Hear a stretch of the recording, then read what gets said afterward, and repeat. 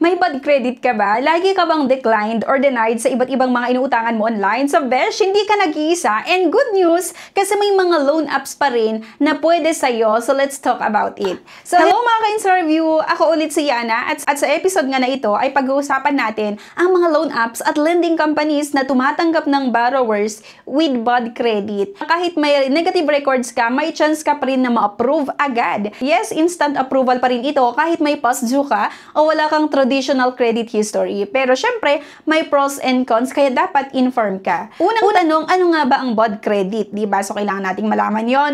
Kung na-late ka na magbayad sa loan, maging sa credit card or may existing unpaid utang ka, chance are naka-red flag ka na sa mga credit bureaus like TransUnion or sa CIC at kapag may bad credit ka or negative records, automatic na mahirap makakuha ng bank loan or kahit sa ibang installment apps. Pero don't worry nga, kasi may mga fintech loan apps naman na hindi nagbe-base sa credit score mo.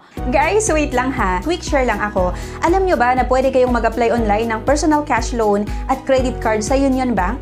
As in, 100% digital yung process. No need na pumunta sa branch kasi lahat ay online. Super convenient talaga. Ang kailangan lang, dapat may source of income ka, may valid government ID, dapat permanent or regular ka nga sa present na trabaho mo, kailangan din 21 to 65 years old, mas maganda kung meron tayong existing credit card kasi nga mas mabilis yung approval. Pero kung wala pa, walang problema. Pwede kang mag-apply ng Union Bank credit card online. So ilalagay ko na lang din sa comment section at sa description below yung link and referral code ko para madali mo na din i-access. So after mo panoorin tong video, check mo na sa baba ha, baka ito na yung loan or credit card na makakatulong sa'yo.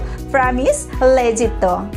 Ito yung mga common na feature ng mga loan app nga na okay kahit may bad credit ka, merong minimal requirements, usually isang valid ID lang, no collateral needed, wala ding credit check or soft check lang, fast approval, minsan within minutes, payout via GCash or sa bank, at ang downside naman, mas mataas ang interest rate, mas mababa ang loan amount sa first loan. Short term yung iba dito, usually 7 to 30 days. At ang unang-una nga ay itong Finbro. Yung Finbro PH, pwede kang umutang ng 1,000 to 50,000 pesos. May approval times ito na 15 minutes to 30 minutes or minsan inaabot ng isang araw.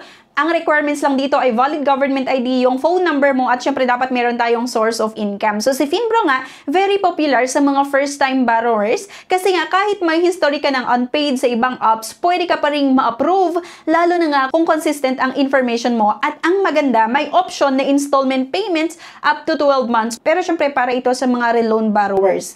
Ang number 2 nga ay yung Cashalo. Ang loan amount dito ay 1,000 to 10,000 pesos. Pwedeng tumaas kapag reloaner ka. Pwedeng ma-approbahan within the day or ilang minuto lang, isang valid government ID, phone income, at syempre dapat meron tayong proof of income. Kilala ito sa customer loans like gadgets or appliances, pero meron din silang Cashalo loan or Casha loan na personal use. Bad credit, pwede pa rin ma-approve, lalo na nga kung active ka sa Shopee or sa Lazada. Ang tip lang is use Cashalo for small items first, para ma-build mo ang trust nila.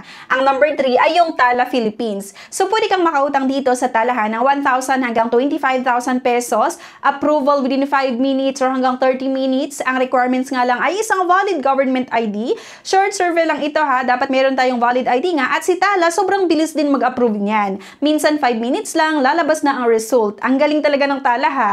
May short quiz lang sila at based sa sagot mo, ibibigay nila yung loan offer. So, hindi mo kailangan ng credit history at napaka-perfect nga ito para sa mga first-time borrower. At number 3, hindi nagpapulit itong one hand ha. 2,000 to 25,000 pa rin yung loan amount, 5 to 10 minutes, pwedeng maaprubahan yung loan application, isang valid government ID lang yung requirements, at syempre dapat meron tayong source of income at GCash account or bank account. Pag okay ang information mo dito, wala kang conflict sa ibang app, approve agad kahit na may bad record ka nga sa ibang platforms. At minsan, pinapayagan pa rin nila or pinapayagan nila basta consistent ka nga sa details mo. So, di ba, ang galing din nitong one hand. At next, yung Mabilis Cash. Loan amount naman dito, 1,000 to 25,000 pa rin naman. Within minutes, yung approval time at isang valid government ID lang yung requirements. Dapat may source of income. Pwede nyo ma-receive via bank or GCash account. Si Mabilis Cash naman nga ay fully automated ang system nila. May AI sila na nag-evaluate ng application mo. Kaya nga, kahit may bad credit ka dati,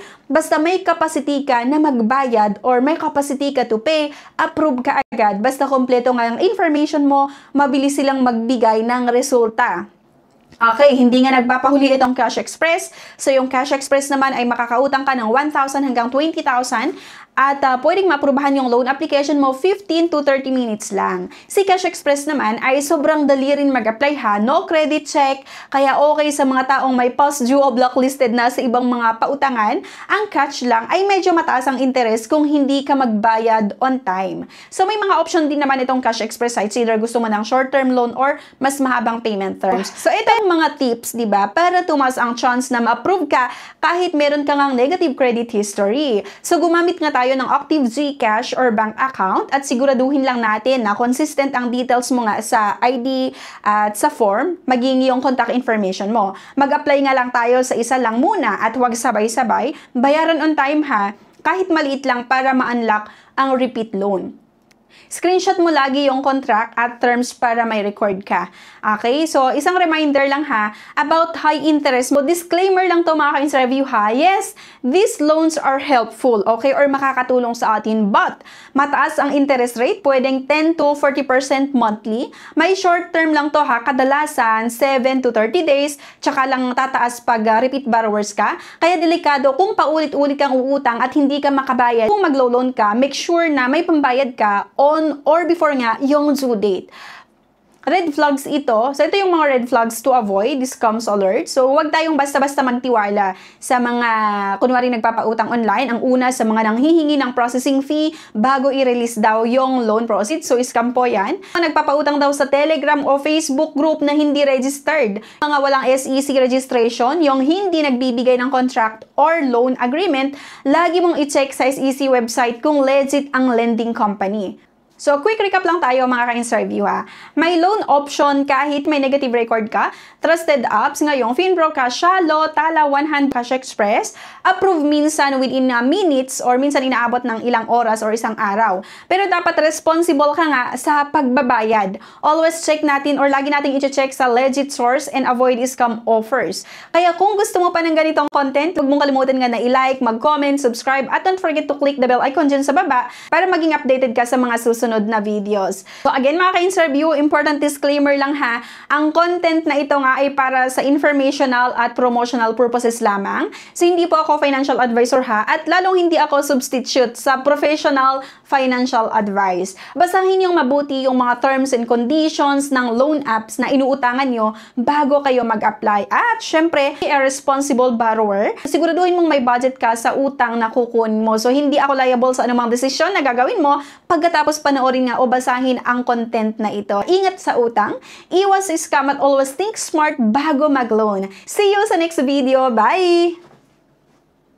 Ngayon, dahil tag-ulan na at uso ang brownout, minsan inaabot ng 1 to 3 days, kailangan mo ng Orasure OL100 Pro power bank na may 100,000 mAh. Super laki ng capacity, kaya kahit ilan ang i-charge mo dito, kayang-kaya at mabilis din ito mag-charge ha ng mga gadgets, mga rechargeable na electric fan, at maging mga flashlight. So, perfect na perfect nga ito ngayong tag-ulan na laging nagba-burn out.